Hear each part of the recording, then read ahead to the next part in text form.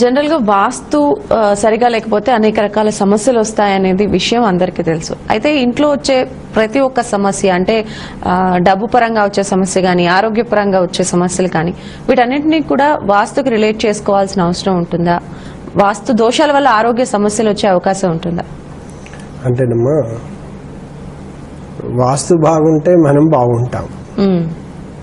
ఇప్పుడు జనరల్గా మన దేశంలోనే మన పరిసరాల ఇండ్లని మనం పరిశీలించి చూసుకుంటే అమ్మ వాస్తు వాళ్ళ ఉన్న జీవన శైలిని చూస్తే ఎలా ఉంది, మంచి ఆరోగ్యంగా, ఆర్థిక పరంగా, ఆలోచన పరంగా అంతా బాగుంటారు వాళ్ళకు. అదే వాస్తు లేకుండా అంటే ఏంటిది? ఆ ఇంటికి ఏదైనా ఒక ఆగ్నేయ వీధిపోటు ఇబ్బంది పెట్టడం అంటే అది వాస్తు లేనట్టే కదమ్మా. లేదంటే మన పరిసరాల్లో రోడ్లు ఉన్నాయమ్మా, తూర్పు నుంచి రోడ్డు పశ్చిమకి పల్లమండి ఉండిపోవడం, అప్పుడు కూడా అది దోషాన్ని కలిగజేస్తుంది.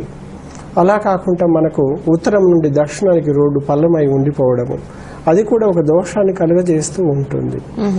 అలాగనే ఇక్కడ ఏంటంటే అనారోగ్య సమస్యలు కానీ ఆర్థిక పరమైన సమస్యలు కానీ వాస్తు దోషం పీడించినప్పుడు కూడా ఇవి వస్తూ ఉంటాయమ్మా.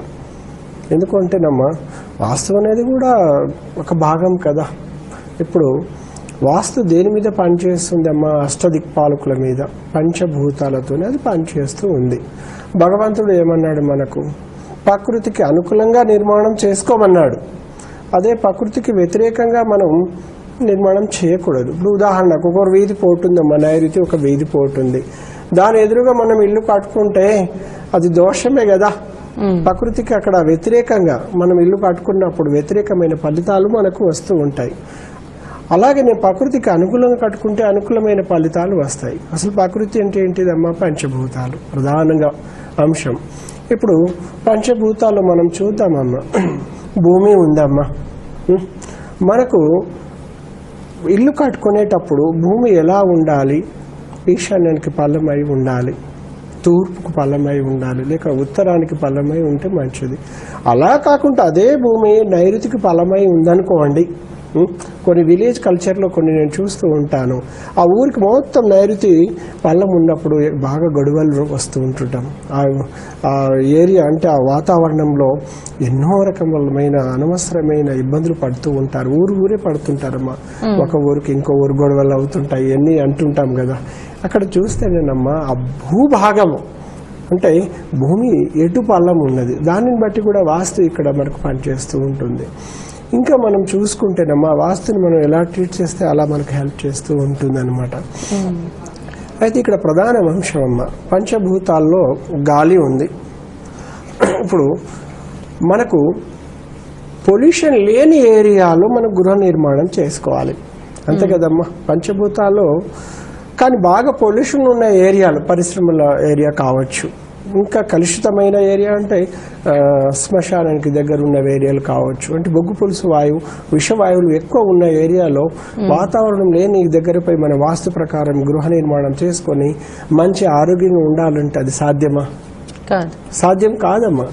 ఎందుకు కాదు అంటే మనకు మంచి వాతావరణం ఉన్న చోట మనం ఇల్లు నిర్మాణం చేసుకోవాలి. కానీ కలుషితమైన వాతావరణం ఉన్న ఏరియాలో ఇవాళ పరిశ్రమక వాడలు ఉంటాయమ్మా, అక్కడ పొల్యూషన్ బాగా ఎక్కువగా ఉంటుంది, గాలిలో బాగా పొల్యూషన్ ఉంటుంది.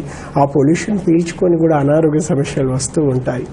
అందుకేనమ్మా ఇంకా మనం చూస్తేనమ్మా పరిసరాలు మనం చూసుకుంటే పంచభూతాలను అనుసరించి నిర్మాణం చూసుకుంటే ఎక్కడ మంచి వాటర్ ఉంటే అక్కడ ఇల్లు కట్టుకోమని శాస్త్రం చెప్తుంది.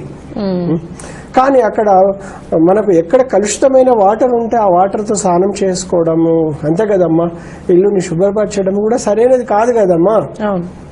మనం ఇంట్లో ఒక మంచి గ్రానైట్ బండలు వేసుకుంటాం, కలుషితమైన వాటర్ అంటే వాటర్లో ఫ్లోరిన్ కావచ్చు, ఇంకా ఏదైనా దాంట్లో లవణాలు ఎక్కువ తక్కువ ఉన్నప్పుడు కూడా ఆ నీళ్లతో ఇల్లు కట్టడం కూడా నిషేధం అని చెప్తుంది. ఎందుకంటే స్టీల్ కూడా తుప్పు పడిపోతుంది కదమ్మా, సోడియం పర్సెంటేజ్ ఎక్కువ ఉన్నా కూడా. అందుకని చూడమ్మా జలము కూడా ఒక భూతము. మనకు 5 ఎలిమెంట్స్ ఉంటాయి పంచభూతాల్లో. జలము ఎక్కడ మంచి వాటర్ ఉందో అక్కడ మనం స్థల ఎన్నిక చేసుకొని గృహ నిర్మాణం గావించుకోవాలి. కానీ కలుషితమైన వాతావరణంలో అంటే గాలి బాగలేని దగ్గర పోయి నిర్మాణాలు చేసుకుంటాము అంటే కదమ్మా. కొన్ని ఏరియాలో వాతావరణం బాగుండదు కదమ్మా.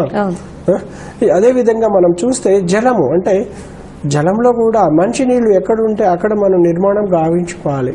కానీ కలుషితమైన జలము ఉన్న కాడపై నిర్మాణం చేసుకొని ఆ నీళ్లతో స్నానం చేసుకుంటే ఎలర్జీ రాకుంటే ఏమొస్తుందమ్మా. అందుకనేనమ్మా గృహ నిర్మాణం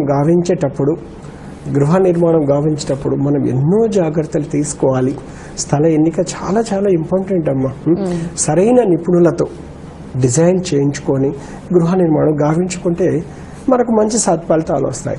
కానీ పరిసరాలని వాతావరణాన్ని మనం లెక్క చేయకుండా నాకు స్థలం ఉన్నది, ఆ స్థలంలో నేను నిర్మాణం గావించుకుంటాను, నాకు మంచి ఫలితాలు రావాలంటే ఎలా వస్తాయి? రావు కదమ్మా. అలాగే అనారోగ్య సమస్యలకి, ఆర్థికపరమైన సమస్యలకి ఎలాంటి ఇబ్బందులు ఉంటాయి అనేది కూడా మనం తెలియజేసుకోవచ్చు.